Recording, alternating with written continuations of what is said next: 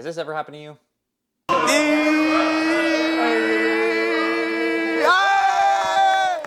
Guys, I'm Sean with PDMA, and today we're going to be talking about why do people seem to hate the buggy choke. So we've all seen it, gym, competition, whatever it is, somebody gets buggy choked, and for some reason, this always starts a conversation about how this choke is illegitimate to some people. And I've been racking my brain trying to figure out why people feel that way. And I think it kind of comes down to a few factors, and I'm going to kind of go over some of what I think those are. So we're going to start with what I'm sure people know is the most obvious. There's a group of people that think Brazilian Jiu-Jitsu should be all about fighting and self-defense. And I don't disagree with those people to an extent. This martial art was created for self-defense. People taught self-defense for years, and that term self-defense comes up a lot. But now in the modern day, we do have this sport jiu-jitsu, which is not self-defense. There's a complex rule system. Certain things are legal, certain things aren't. Of course, we've taken all the striking out of jiu-jitsu for these competitions for the most part, and I understand some people might not fully understand how that works. I think what complicates this more is the prevalence of MMA, obviously, because in MMA you can do things like slam your opponent, which you can't do in every Brazilian Jiu-Jitsu league, obviously, as well as various types of strikes and whatnot. But in sport Jiu-Jitsu, and especially in no-gi lately, we've been moving towards the sport of submission grappling, sort of taking away from the self-defense aspects of where Jiu-Jitsu comes from. And on that note, I don't actually entirely agree with that statement, but I think this leads us to a problem where, and this isn't just with buggy chokes, I think there's this like gray area where people kind of look at fighting and fight sports as the same thing, and at the end of the day, it's really not the same thing. In fight sports, you have tons of rules. Again, with MMA, of course, you have things like striking integrate with your grappling, and then in sport jiu-jitsu, we just have pure grappling.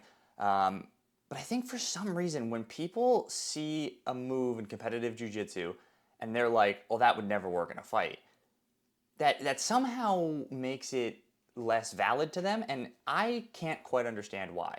Because, I mean, look at any combat sport. I mean, if you look at boxing, you could just as easily say, "Oh man, you got hit with that cross, but I could have leg kicked you." But okay, but that's not what we're doing. We're not throwing leg kicks. We're boxing. And so in jiu-jitsu, I see, especially in terms of buggy chokes, which we'll keep this on here, people are always like, "Oh, dude, he could have slammed you out of that." Like, and you're like, "Yeah, he could have 100%. Like, could have slammed me on my head." But I'm a grappler, and I understood that the rules in the particular competition I was in doesn't allow slamming or slamming out of a submission or whatever the rule set is. So I can do that. And see, that's what I don't understand. And for some reason, there's a little easier to understand for people when you take and say, like, okay, even in MMA, we have professional MMA where certain things are legal. We have amateur MMA where certain things are legal. We go state to state and talk, "Oh, this is legal and amateur in Alabama. This is illegal and amateur in Pennsylvania." People don't really have a problem with that. But for some reason, when it comes over to jiu-jitsu, I think people can't seem to grasp that. It's like, yeah, there's a lot of things I'm going to do in a jiu-jitsu match. I'm probably not going to Z-lock you in a street fight. I mean, no matter what I use for an example there, somebody's going to be like, "Oh, this guy, he would do it." And it's like, yeah, he probably is good enough to, but whatever. My point is, submission grappling is not fighting. And that's why when you do something like a buggy choke, I'm not trying to engage in fighting. I'm not trying to pretend this is MMA. I'm not trying to pretend this is a street fight. I'm simply doing a submission that is legal within the rules. And if my opponent can't escape that submission, then they lose the match. And if they don't like it, if they don't like that, if they're going to have the argument, "Yeah, I could have slammed out of that," it's like, okay, dude, go compete where slamming's legal. Like, there's actually plenty of jiu-jitsu rule sets where slamming's legal, and you can go do that if you want, or go compete in MMA, or, well, I guess don't go get in a street fight. That's bad advice. But you can compete somewhere where slamming's legal. So I think there's just this disconnect between people see combat sports and they think fighting, and then they see you do something that you probably shouldn't do in a fight or you wouldn't do in a fight, and somehow that becomes illegitimate when you have to realize this is a sport. So that I think is a reason that we see it's pretty well accepted. I think everybody knows that guy who calls out everything in jiu-jitsu that wouldn't work in a fight and somehow acts like that's somehow superior, that he does things that will work in a fight, whatever. The next reason is actually something I haven't heard talked about a ton, but it actually came up in a conversation that I was having with a friend the other day after we rolled. And he said he doesn't like getting buggy choked, or he feels a certain type of way when he gets buggy choked. And this person's not somebody who's actually getting offended by getting it. But he said it's because when you're learning jiu-jitsu and you're learning how to like do something like pass guard, right? You pass the guard, you put chest pressure. He goes, I'm essentially doing everything that my instructor said was right, and I'm still getting caught. And that really made me think. I said, oh, okay, you're right. Because if you pass guard and go chest to chest on somebody, any Jiu-Jitsu 101 coach, if you see your white belt student effectively pass guard and get chest to chest and side control, you're going to be like, oh, that's good. That's really good.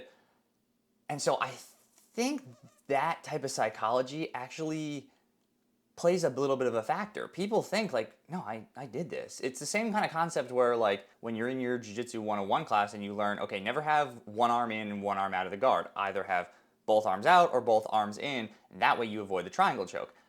We learn that, and then we start rolling, and I learned pretty quickly that whatever that coach told me, or if that coach told me that, then they're right. I'm not getting triangle choked. I got both arms out or both arms in, and I'm not getting triangled. And then you pass somebody's guard, get chest to chest, and then you get buggy choked. And so I think the reason people react differently to the buggy choke is because they do feel like they're doing everything right. Now you're clearly not doing everything right because you just got choked. And if you're in a submission grappling competition and you get choked, then you lose. So I think that's the biggest thing. I was like racking my brain trying to figure out, why do people not like getting buggy choked? Like, it's really not any different than if I triangle choke you. It's actually a pretty kind of like similar choke, any head and arm, choke. But I think that might have a decently big part to do with it. I think subconsciously people feel like they're doing the right thing and then they're getting choked. And somehow in their brain they're saying, like, I got buggy choked and now I'm more mad than I would have been had I, maybe not mad, but I'm more disappointed in myself than I would have been if I had gotten triangle choked or heel hooked or something like that. So this is going to be a short video today, guys. Let me know what you think. This just kind of came up this week while I was, while I was rolling, and I wanted to talk about it. I wanted to see what everybody thinks. But yeah, let me know your opinions about buggy chokes, because it seems to be the most controversial choke in jiu-jitsu, and for the life of me, I cannot figure out why. But if you guys like this content, as always, please like, subscribe, comment. It really helps me out. If you like this style of content and you want more of it, very active over on Instagram. That's at People Doing Martial Arts. And if you want to help the channel out, you can head over to PDMAstore.com. You can get yourself a cool shirt like this or hat like this. We got plenty of other stuff over there. But that's all I got for now, and I will see you guys next time.